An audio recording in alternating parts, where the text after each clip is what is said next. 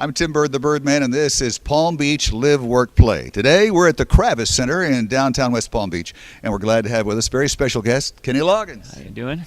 Glad to see you again. The last time you and I saw each other was many years ago, New York City VH1. Yeah, I saw you in the front row. I tried to get you ejected, but security wouldn't cooperate. Still up to no good, huh? After all these years. My goodness, your story is quite an interesting story, and when you go back to the very beginning, what my question is, how old were you when you wrote your first song? 6. 6 years old? No. I knew that was a lie. You were reeling me in as fast as I said that. Yeah.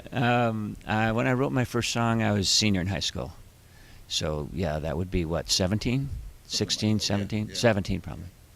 And when did you know that just was calling your name? See, I knew in the 4th grade I wanted to do radio, entertainment, and all that stuff. Yeah, well, when I was, I guess about 9 years old, I saw a movie called Yankee Doodle Dandy, which was Jimmy Cagney, and he played George M. Cohan. And the premise of it was that Cohan was a songwriter and was trying to convince other people that he was a songwriter. And I remember watching that movie, and about halfway through the movie, I said to myself, I can do that. And it was a very strong feeling because I still remember where I was sitting, what scene of the movie it was. I remember that feeling of just knowing that's something I could do. I never really set out to do it until I was in high school. I tried one time. I remember my big brother tried to write a song, and he struggled for weeks on it, and I thought, it's got to be easier than that. Well, and you certainly have made it look easy throughout your entire career. One of the things I wanted to ask you about, too, that was an interesting story, what you just told us as far as your influence. First, musical influence, and it doesn't necessarily have to be pop music or commercial music, just somebody that music that spoke to you. Yeah. And what's interesting about that particular story is that I remember meeting John Travolta years ago, and he tells the same story of Yankee Doodle Dandy being the influence that told him that he would be an actor. Wow. So that movie had some power to it. Had legs over the years. Yeah, really. Well, now, where were you the first time you heard a song you wrote on the radio? I was in bed in my home. I paid $65 a month for half a duplex in East LA. And I was just going to bed, and I had the radio on, and the DJ said, well, here's a new song from a group called Loggins and Messina. We know who Messina is, but who the hell is Loggins? So I picked up the phone and called him. That's a good move. Was that Mama Don't Dance? Yeah, that was pre-Mama Don't Dance. That was FM radio. And La Hiva La, maybe? It was around it was the Sittin' In era. So it was probably Viva or something like that. Wow, that's amazing. Now, the first time you heard one of your first solo song, and did that have the same sort of effect on you? Where were you? Do you remember? Was it one of those ingrained, memorable moments? Not as much. I was probably jaded by then, but that was Conviction of the Heart, and I remember being pleasantly surprised because when I turned the record into Columbia Records, the record was called Leap of Faith, and when I turned that record in, everyone at the company except Donnie Einer, the one who had just come in to be the new president, said they didn't hear any hits on the record at all, and the song, the album had 5 hits on it.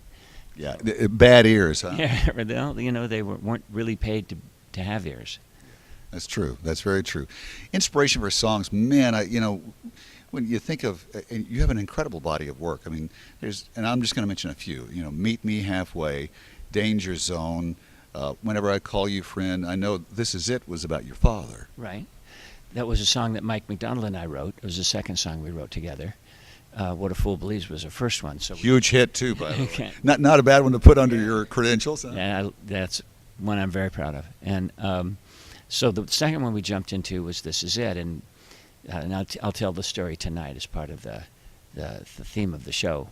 Michael and I had been writing the tune under the premise that the song was a boy-girl relationship song, and every time we wrote a section of lyric for the song, we'd throw it away. It just didn't work. And then when my father went in the hospital for major surgery, and he and I had a argument about whether he would survive or not. And he told me he was prepared to die on the operating table, and I figured that I kind of tried to tell him, no, the attitude you take in there is going to determine what happens, you know, what comes out. So, so he made it. He did make it. Those people asked me all the time, well, did he live yet? Yeah. He did. But while he was in surgery, Michael and I met to try and write those lyrics again for that melody. And when we got to the line, you think that maybe it's over only if you want it to be, we knew immediately what the song was about. Yeah. Wow. Yeah. That's an amazing backstory, if you will. Do you think that your best song is, I mean, do you have a favorite of the body, or do you think that it's the song you haven't written yet? Well, I know that there are better songs coming. You know, I've been working with a couple of songwriters out of Nashville, Gary Burr and Georgia Middleman, and we're writing some really cool stuff. So I feel like the energy is moving again. But it's hard to say, you know. I think that I'm lucky that there are certain milestones throughout the career and songs that have been adopted by people in their lives, like Danny's song or House of Pooh Corner. Love song, even. Love sing song, you a love you know, song. and as a wedding song, yeah. Sure. Forever, or like you mentioned, Meet Me Halfway, or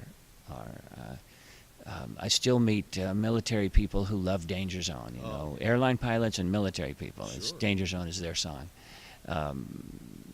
Or of course Footloose, which has now become adopted by another generation. I'm thinking it spurred sales of Converse sneakers in all colors. We should do something with it. Yeah. Yeah. And I was watching the other night. I saw a clip of you on the Biography channel when they were profiling Caddyshack. Uh-huh. And you said that song was so big we started selling the little stuffed animals on tour of from I'm All Right from the Caddyshack soundtrack. Yeah, that little gopher is that varmint is in the show tonight, actually. Oh, is he really? Yeah. Oh, great!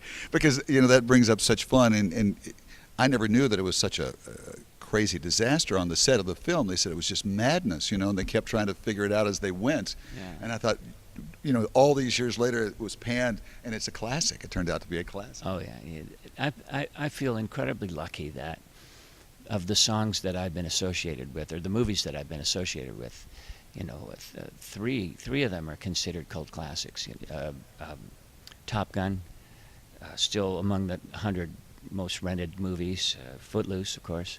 And Caddyshack, which, you can still go to a party and if you bring up Caddyshack, most of the people at the party will know at least one line from the movie. Oh my goodness, there's many memorable ones. Rodney Dangerfield is just one character, where there's Ted Knight and all those crazy. It was just the right movie for the right time. Yes, it was. New CD from you coming out sometime soon? I'm working on this record that I mentioned to you. We're called Blue Sky Riders, and we've started a band. And it's sort of a country rock. I'm back to the country rock thing. Great. The music's coming out really cool, and it's really fun to start over again. Well, and Nashville is a different vibe than L.A. or any other place in the world. I mean, it's about as stripped down, bare, no pretenses as any place you could find. But the beauty of writing in that format is that you can write real words and write things that are emotional, and people will get it. But I think the band is not. It's hard to say. I don't want to blow our chances at country radio, but I'm not really thinking that country radio is going to give a damn, because I'm Kenny from California, and that's a hard market to bust through those prejudices on. But what we're writing holds its own. Georgia, we're a trio. Georgia is from Texas and has the Texas accent, and just like that soft Southern thing. And it works, for what it is. And so we'll see what happens. What's the title of the album? Do you know yet? We don't know yet. But the band is Blue Sky Riders. Blue Sky Riders. That's really nice. That is a nice, smooth vibe to it. Thing to it. We'll see where it goes. Yeah. It's mostly it's it has to be for the fun of it now. Yeah. It's not about conquering worlds anymore. That's been done. Yeah. It wasn't all it was cracked up to be, and so let's move on. It's about making music. But you have had really a charmed career as far as number of hits and the significance they've had in music, pop hit history, as well as in people's lives. Which in the long run is really the That's most what it- significant, important thing. That's what it's about. And the way that's happened is that I just try to write what's going on in my life and really nail down the emotional reality of what I'm dealing with right now. And what I've discovered is the more honest I can be about who I am and where I am artistically, musically, the more people relate to it. Well, yeah, because it's real, and whether they're going through the same thing at the same time or not, they'll feel the realness in that. Yeah, and I think we're all basically on the same journey. Yeah. And so whatever is real for me is real for most people. That And- may be arrogant, I don't know. No, I don't think it's arrogant at all. I just think it's in touch, actually. I think you have your finger on the pulse by saying that. I want to thank you very, very much for your time. Kenny Loggins has been our guest today. Appreciate it so, so very much. Appreciate your time, and I'm glad you're back. Don't go anywhere yet. Tim Bird, the Birdman, Kenny Loggins, special guest on Palm Beach Live, Work, Play.